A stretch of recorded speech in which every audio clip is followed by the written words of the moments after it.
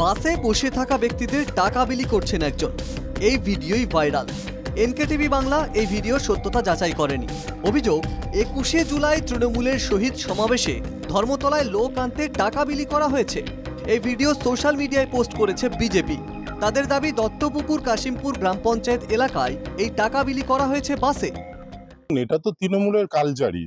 তেমনি যারা টাকা বিলি করছে তারা তৃণমূলের ওই প্রোগ্রামে যদি না যায়, হয়তো কেউ টোটো চালায়, কেউ অটো চালায়। এবার যদি সে টাকা দিয়েও না যায়, তাহলে হয়তো তাদের কাজ বন্ধ করে দেবে, অটো চালাতে দেবে না, টোটো চালাতে দেবে না, তাই বাধ্য হয়ে যাচ্ছে।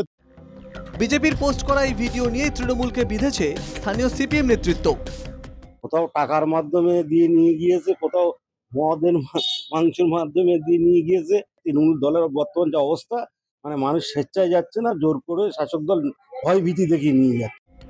যে এলাকার এই ভিডিও বলে সরব বিজেপি, সেই কাশিমপুর অঞ্চল তৃণমূলের সভাপতির দাবি, কোনো বাসে এ ধরনের টাকা বিলির ঘটনাই ঘটেনি।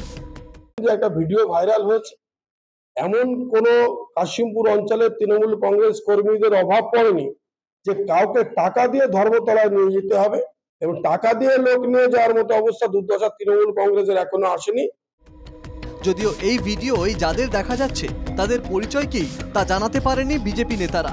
তবে টাকা বিলির এই ভিডিও ঠিক 21শে জুলাইয়ের পরদিনই নজর কেড়েছে বঙ্গবাসী।